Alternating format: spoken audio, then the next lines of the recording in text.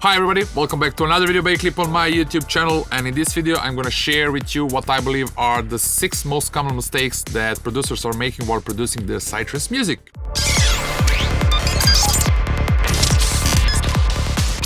So the first mistake is starting a track with kick and the bass sound design.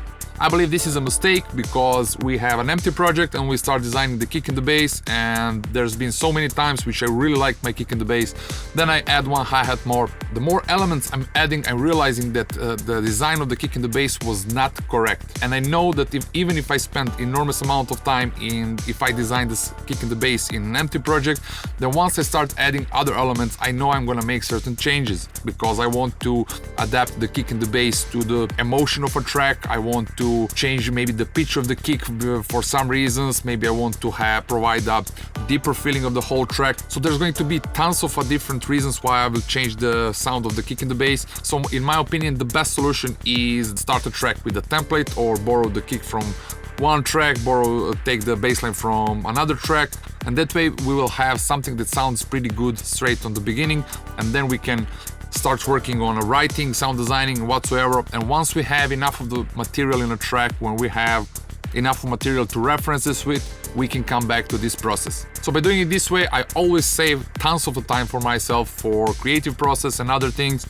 and I get a much better result just by switching and pushing this process a bit later when I have more material and when I feel that I need to do certain changes. The mistake number 2 is that I see that most of the people are trying to create the whole track by their own sound design. So from a sound designer perspective, we all want to have and to create all our sounds by ourselves. But from a producer perspective, this can be a bit tricky because whatever we do, we will always gonna end up in some type of the patterns. So it's really hard for us to keep ourselves out of the box as something that we do on a daily occasion, like if we are sound designing every day, so we are gonna end up in working kind of in a patterns. At least it was the case for me.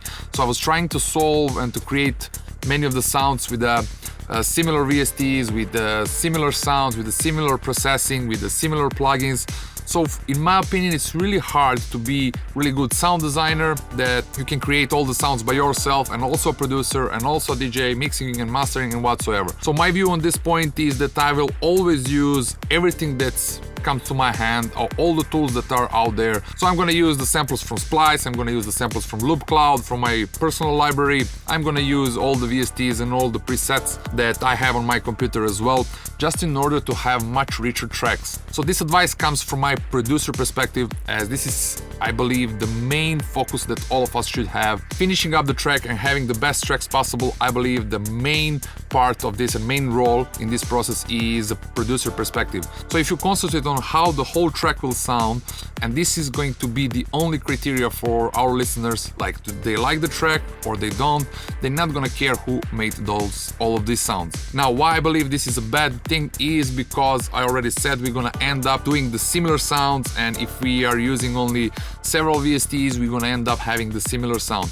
By using someone else's work, we are borrowing their own methodology, their own philosophy. So more of the material that we use from other people, we are getting chances that our track are gonna sound better and better. Now, if we come back to the sound designer perspective, after we produce the whole track, we can come back and we can recreate those sounds. But also, if we have, let's say, something as a sketch in our tracks, like some sample, and then we try to recreate it, we're gonna need to think creatively as a sound designer. So we will need to analyze better like how they created this and how we're gonna change our way of working in order to get similar results. So this is also good for a sound designer, as every sound that we use might challenge us to get out of the box and start thinking more creatively. Mistake number 3. I saw so many people are getting stuck in the middle of writing a track, or spending time on mixing and switching from writing to mixing, from arranging to mixing, and many of people get frustrated by the quality of their work. The sound quality is really important, but it can be the reason why many people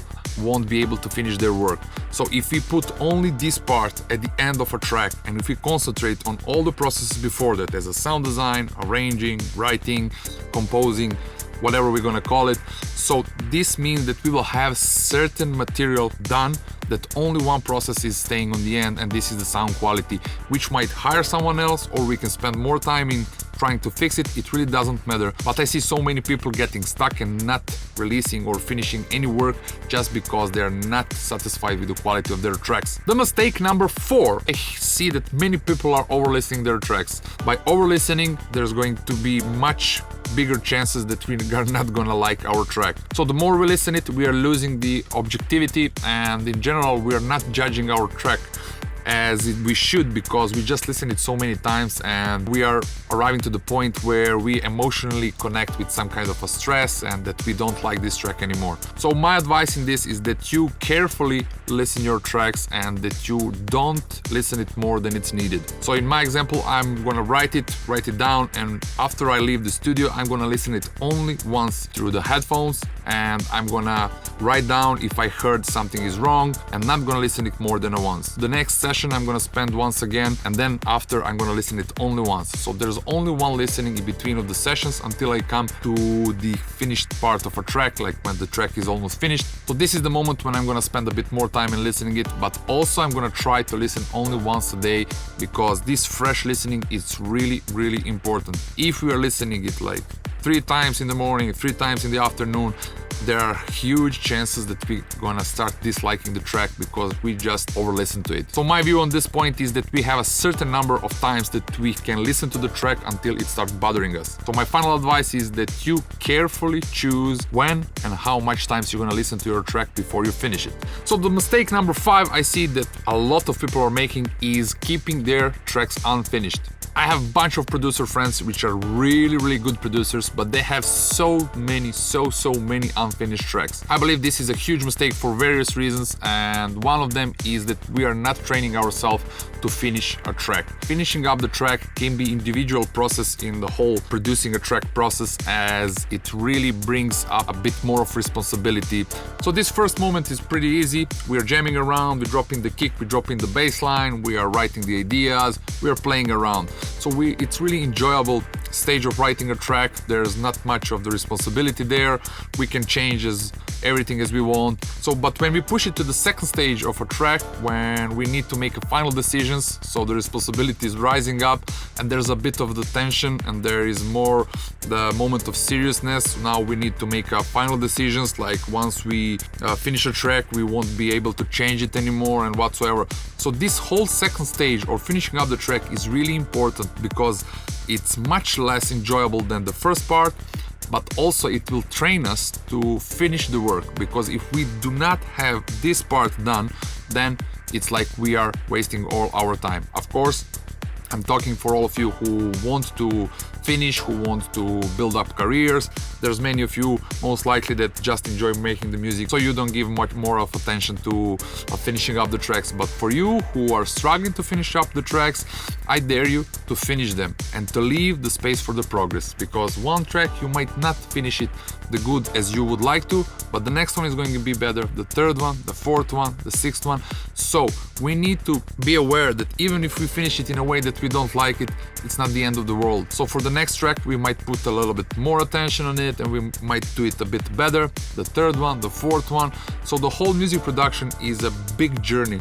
There's no final decisions, like nobody expects from any of you that you're gonna finish a track and it's going to be the best track in the world. So the whole process is supposed to be enjoyable, but also there are certain responsibilities that you should fulfill if you are expecting to build some career and to gain some listeners or whatever your goal it is. But I honestly believe that training this part of finishing up the track is super important if your ambitions are in any of the reasons which I just mentioned before. And the mistake number 6, which I believe, is that I see that most of the people are listening in the studio with their DAW open. We are all addicted to the technology we have, we want to interact with it, so we want to click, we want to press. I have the keyboard and mouse in front of me, everything is open, the speakers are on, and I'm trying to listen to the track. If I'm listening through a DAW, the small pieces of a track, like I don't know, the hi-hat is could be lower for 0.5 dB or whatever else, are gonna distract us for having the listen of our track. So my advice on this is that you listen it through something that you cannot change it. Is it going to be through the headphones through your phone while you walk or while you're doing something? As in my case, this is always the best way to judge my tracks objectively, is that if I put the headphones and if I'm doing something else. So let's say I'm riding a bicycle or I'm walking a dog around. So I'm already doing something physically, so I don't have the desire to move the volume up, down, or to do anything with the track. So I put my headphones and I'm listening to the track. In those moments, I was always getting the best possible decisions of what should I do and what should I change in my tracks. I'm gonna play it, as I already said, I'm gonna do it once per track a day. So I'm gonna listen to it and I'm gonna listen to it carefully. I'm gonna focus on it and I'm gonna write everything which I believe I should change. Next day I'm coming in the studio, or the next session of that track, I'm gonna read it. First thing I'm gonna do, I'm gonna fix all of these things.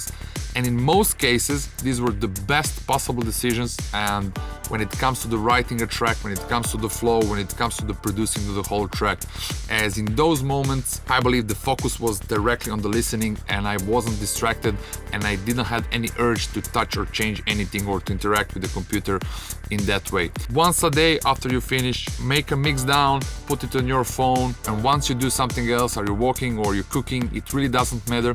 If you put it and you focus on that, you will see that most likely you're gonna find the things that you feel the track is missing, that needs to be changed. Is there some extra parts, even some mixing parts like lead or the melody is too loud and whatsoever.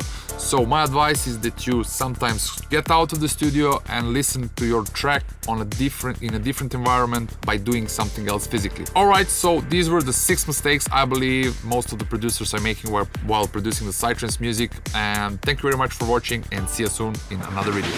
Bye.